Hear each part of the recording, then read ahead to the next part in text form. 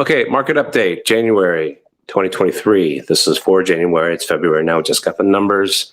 The big takeaways are this. Still in a more balanced market, still a weird market, but for sellers, if you're planning on selling your house, you are still getting more than you were this time last year. That's a big takeaway. Buyers, if you're looking to buy, the rate has actually come down from a couple months ago, and you're still less likely to need a lot of money up front to complete the purchase. Less competition. There's less inventory, less competition. We still have a more balanced market. We're going to go through details on the numbers. Danny, you want to take us on those? Yeah, absolutely. So, obviously the big story is, interest rates. You can see on the chart here that, the 30-year fixed rate has dropped down below its highs from, just like you said, a couple of months ago, above 7% to now just above 6%. So definitely encouraging to see that come down a bit. And that's pretty significant, right? A 1% change is, when you look at that in terms of the impact on your monthly payment is pretty significant for the average buyer. So glad to see that that's coming down, and hopefully that changes the affordability factor for people that are looking to get into a home at this point. Yeah, for sure. We need to think of that not as 1% change. That's 15% change down from where it was. It's a big difference from the highs of just over 7. So that's definitely encouraging. I think it's still, people are probably tempted to compare that to where we were a year ago in the low 3% range, but I think most people would agree we're probably not going to be there again anytime real soon.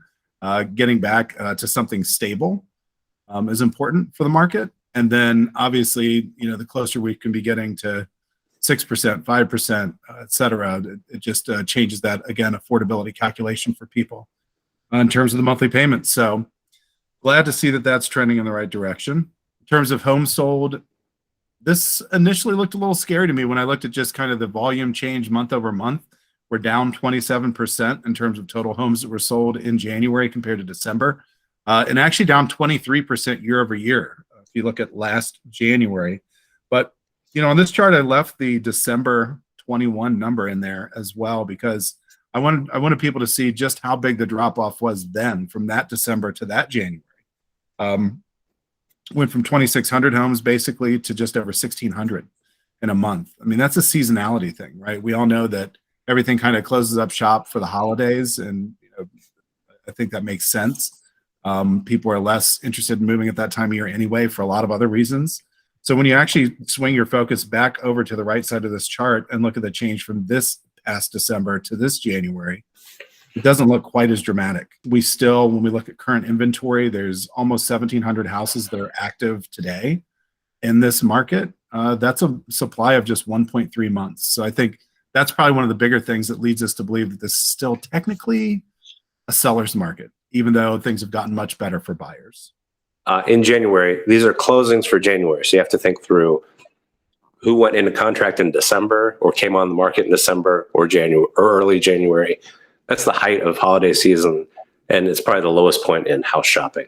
So the closings are going to be lower, I would think. It's a seasonality thing. The fact that they're similar ratios to a year ago, December to January, is encouraging. And I think we're actually above December to January of last year. So it's an inventory seasonal issue, and we're going to watch that correct. So when you're looking at the chart, they kind of run up from here. And that's what we expect to see again this year. Okay. When we look at average sales price, you see that we've got two things here. We've got the orange line, which is of all the homes that were sold in that month, this is the average price they were sold for. Again, you alluded to it in the opening. This is good for the average seller right now. January of 23 is 5% higher than January of 22. Even though that's down from the highs in the summer, we know that was a different time. We know that seasonality, that's a peak season as well. Things are still up on a year-over-year basis.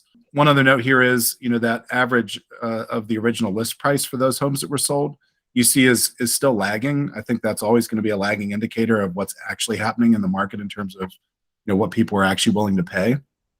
I think that over time, we're going to start to see those lines converge and potentially cross over again as we start to get back into the heavy sales season that's coming up in the spring and summer. Yeah, traditionally spring and summer is always a better season. I think everybody knows that.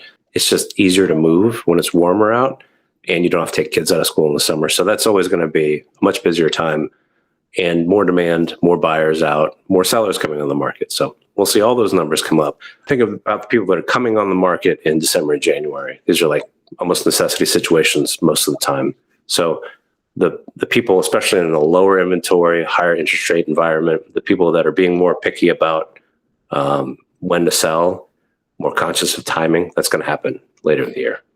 So all these numbers should start rising again, as it does seasonality with the rest of the chart. Now, maybe not as high as before, because we're seeing some of that.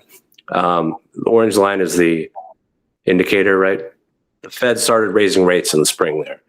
So that's when we're seeing reaction to that.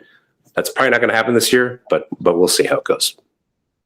Yeah, absolutely. And I think one of the other bright spots will flash up here on the screen is the number of price reductions. I mean, obviously, homes are selling below list price on average. We just saw that on the prior slide, but on this one, we can see the percentage of homes that actually had a price reduction before they sold. That leveled off in December and January at 33% of the volume, so a third of the volume.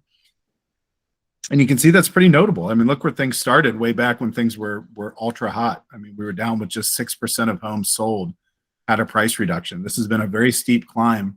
And the fact that it's slowed in recent months and now leveled off, who knows what's going to happen next, but I think that that's definitely encouraging. I think that means that people are starting to price in, all of these macroeconomic factors into, how they're pricing homes and what the buyers of today are expecting compared to the buyers of yesterday. Yeah, we've been saying this for months. Every indicator has been a negative indicator in this market, the way it's been changing, with the exception, of course, of the overall home prices this year over last year. But the fact that we have some numbers leveling off is a good indicator, I think.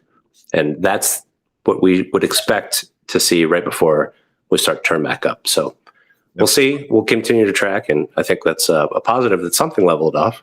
Yeah, no, absolutely. I mean, with the rates coming back down from their highs, you see this starting to level off as well. I think that's all very encouraging. So this next slide just shows a little bit more of the same, which is, 60+% of the homes that were sold in January were within 5% above or below their asking price. So pretty close right there. You still had 7% that went above that 5% range above asking and 30% that went below 5% under. And you can kind of compare that to December of 22, last month. Pretty much the same, almost a carbon copy.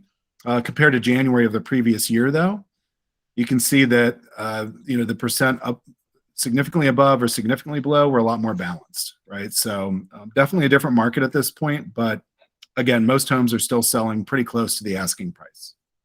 Yeah, much more balanced market. We're looking forward to that. Days on market has gone up. We're at 30 days on market for January. That's up from December at 26 days. But again, if you look at the far left side of the chart and you see the change month over month from December 21 to January 22, 17 days to 20 days, this looks very similar, right? So, I mean, there's obviously a shift baked into the latter half of 22, just in terms of the rates and the impact that had on the market.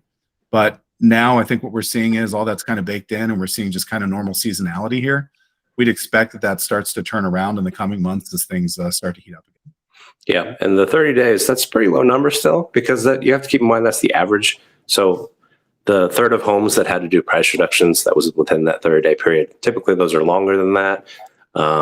If houses are well maintained, if they present well, if they're good value for the buyer, they're still going immediately.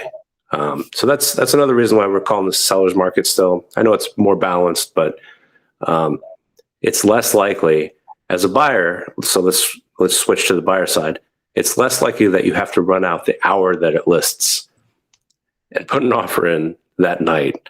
You can usually take the weekend now. It gives you a little bit of breathing room as a buyer, and you're still selling your house quickly as a seller. So I don't think that's a bad thing at all. So yeah, I mean, I think we're seeing a lot that's encouraging, even in a seasonally down month of January. There's some things there that I definitely think are bright spots. So we'll keep an eye on those in the coming months. Interested to see what happens in February. Yeah, I know overall numbers are down off the highs. I'm not surprised. We were a little crazy, obviously. The balanced market's not a bad thing, like I said, for all parties involved. If your house is nice, you're still selling for more than you were last year and in a pretty quick time frame. and buyers have the opportunity, more opportunities than they did before in regards to just competition and getting into houses and not having to come up with so many thousands and thousands and tens of thousands over asking. You can still get home inspections now. You can get things fixed.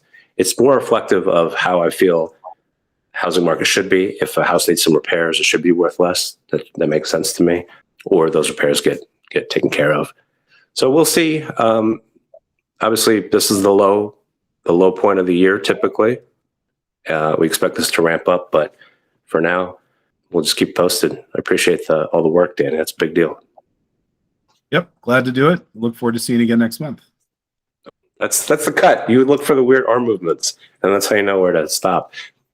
Don't put that in the outtakes like a weirdo.